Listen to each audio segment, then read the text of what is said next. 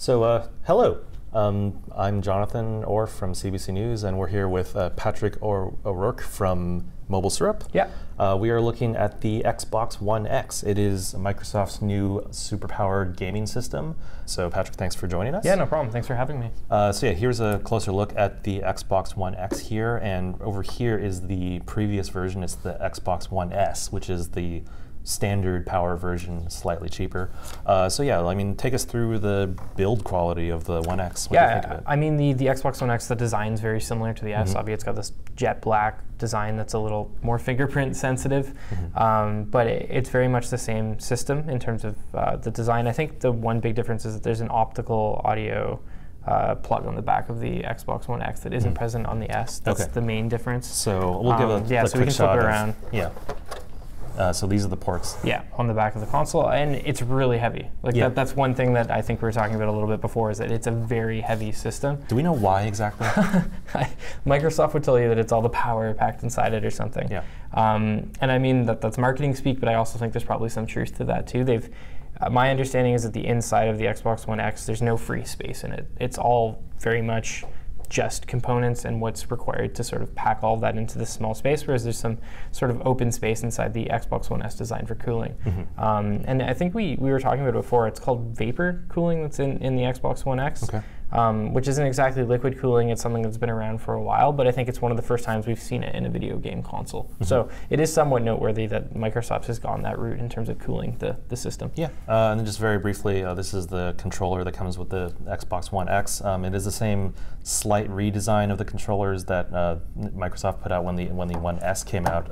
Yeah, they're pretty much the same for the most part. They have like grip on the sort of sides of them, and then there's the joysticks have a nice texture to them. They seem a little bit more durable than the last version, but nothing super new. And then there's a headphone jack. Yes, which is I guess that is a pretty cool feature, because then you don't need the expensive accessory to get it to run with headphones. Headphone jacks are kind of a very coveted feature these days. That's in tech. true. Okay, so yeah, that's the physical breakdown of the Xbox. We're going to be playing Forza Motorsport 7, which is Microsoft's exclusive series of racing games. So yeah, what I'm seeing here is that Forza looks really, really good. So tell me, what is under the hood of the Xbox as opposed to the car?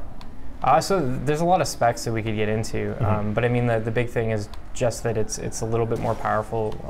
I don't want to say a little bit. I think it's probably significantly more powerful than the Xbox One S. It has a faster processor, a lot of RAM. Some people have been comparing it to like a sort of a mid-range 4K capable gaming PC. Yeah. And I think that's the crux of what the system is for. Is it's really just designed to run 4K.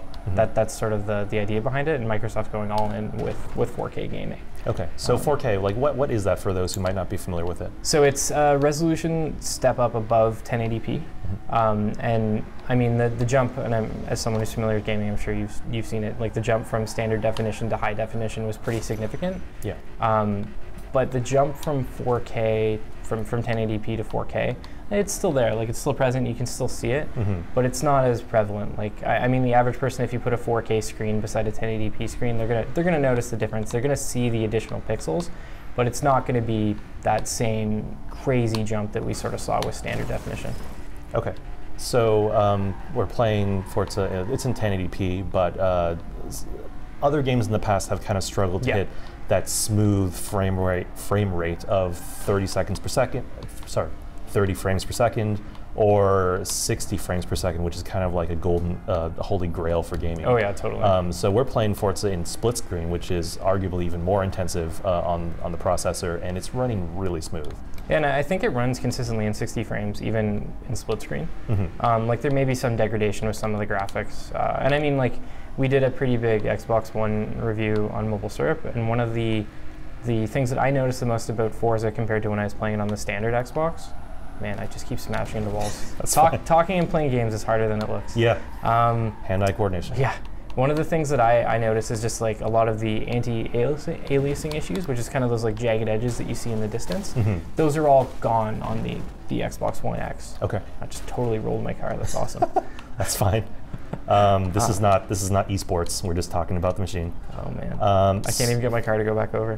So you've been trying out some other games that have been specifically enhanced for the One X. Has there been any games that you noticed had the most significant leap up from a regular or standard Xbox? So Call of Duty World War II, which I think just came out, and the 4K update was just released, like just a little bit, I think maybe even 2 days ago. It's probably one of the best looking games I've ever seen, let alone just enhanced. Everything about that game looks incredible. I mean, Gears, one that we were talking about sort of before you were filming, that looks really good too. Gears of War 4. Yeah, and that was a really easy one for Microsoft to sort of add those features to, simply because it was available in 4K on PC already, right? So it was a matter of taking those high-res textures, uploading them to Xbox servers, and applying them to the Xbox version of the game. And I think we're seeing that quite a bit. I think that might even be the case with Forza as well. Like, I think the game ran in 4K on PC, so when it came to time for the release of the Xbox One, it was just a matter of like getting those textures onto the console. Indeed. So we're going to try a little bit of Assassin's Creed Origins, a big historical fiction action romp. So yeah, tell me what we're seeing here on the Xbox One X version of this game that we might not necessarily see on other versions of the game. I mean, I think there's frame rate improvements. One of the big things for me was the same thing with Forza. When I first played Origins, like in the distance, there's a lot of anti-aliasing problems where there's like jagged edges and sort of you can see the polygons to an extent. I think there's a lot of smoothing over with that with the Xbox One X. And also the textures obviously are much better on the console because they're 4K instead of 1080p.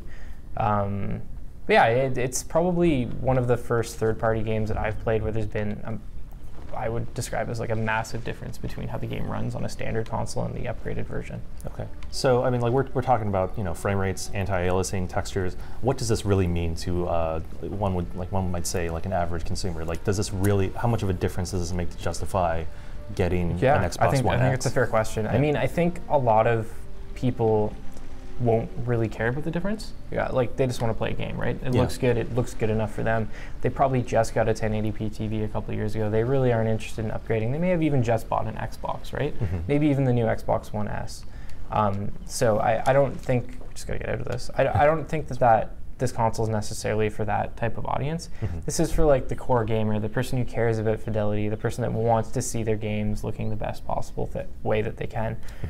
Because you also have to remember that like, you're not just buying the Xbox One X, which is $599, I believe, Canadian. You also have to get a 4K TV if you want to get the full experience of the console, and that's pretty pricey. Yeah, I mean, how much are 4K? Like, how much is a good 4K television these days? I picked up one for just a little under $1,000, and it was pretty much the bare minimum of what you need to get a 4K TV that has HDR, and not the standard HDR, like the premium HDR standard, which is kind of what you need to get the full effect of consoles and devices that support high dynamic range.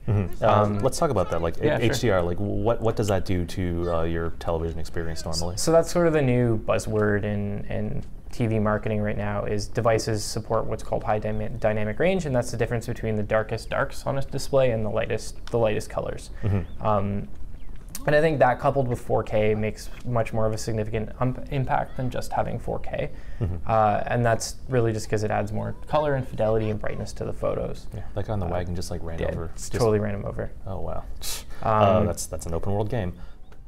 So Cuphead is this really great game that is, everything is hand-drawn and hand-animated in the style of classic cartoons from like the 1930s. So like, kind of the golden age of Disney. So we're talking about Steamboat Willie, Betty Boop, Max Fleischer type things. And it's something we haven't really seen this before in gaming in terms of art direction. Yeah, it's really quite something. Everything's hand-drawn and animated, as we said, hand-inked, the way that old cartoons were. The team is led by two brothers, Chad and Jared, from Canada. One lives in Saskatchewan, the other lives in Oakville, Ontario. So it's also kind of a Canadian-made game. We're going to turn this down because the box. It's pretty loud. Yeah. And it's been long in the making too. Like I was just telling you before that I played it years and years ago, but I haven't played the final version. Hit A to start, I think. Oh, there we go. I just had to join. Okay. Second me is joined. There's Mugman. There we go. So Want to play the fruit boss or the vegetable bosses? Let's do it. Whatever's the easiest, because I'm sure I'll be bad at this game. Yeah, look, there's no easy way of this game. So as an example for if anyone's thinking about whether to compare between the 1X and the 1S, this game looks great, and it might be one of my personal games of the year. But I've heard great things about it. Yeah, it's fantastic, and I already got hit. So do you got your buttons? Y is to shoot. Y is to shoot. Yeah. Okay. And you can double jump. Okay, you got the air dash. Okay, perfect. I'm getting destroyed already. Anyways, so this game looks exactly the same on the 1X or the 1S. It still looks great. There weren't specific 4K enhancements for this game. Okay, I'm going to parry you, and then that works. So I think it's an interesting illustration that there are certain games that will look fine and look great on whatever system you are on. Yeah. I think that's an important thing to note too, because not every game's getting enhanced, right? Yeah. Like there's very specific games. Oh man, I guess we had to move. Yeah, all right. Playing this game and talking at the same time is quite a challenge. So hard. All right, so we're good. We're gonna get through this time. Yeah. Well, at least but yeah, that's an important thing I think to mention, is that not every game's enhanced, right? It's a lot of first-party games right now, and I think in a few select sort of third-party games from big publishers. So it'll be interesting to see moving forward how many developers actually opt to take advantage of sort of the 4K enhancements. For anyone who might be looking to buy a console for the holiday, like whether on a Black Friday sale or like for a Christmas gift, there's a lot to look at. So I mean, any advice for customers or would-be consumers? I mean, I think it depends really on the audience. Like I think the Switch has a lot of family-friendly games, which is very important. That's not to say that someone who's older is not going to find a lot to like about the Switch. It has some of the, I would argue, probably the best library of this year on the system. Yeah. A lot of great games. The new Zelda that just came out is really awesome. Super Mario Odyssey is great.